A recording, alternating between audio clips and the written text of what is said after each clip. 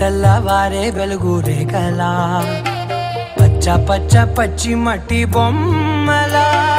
అల్లి బిల్లి వెన్న పాల నురగలా అచ్చ తెలుగు ఇంటి పూల కొమ్మలా దేవదేవుడే పంపగా ఇలా దేవతే మా ఇంట అడుగే పెట్టెనంట బ్రహ్మ కళ్ళలో కాంతులే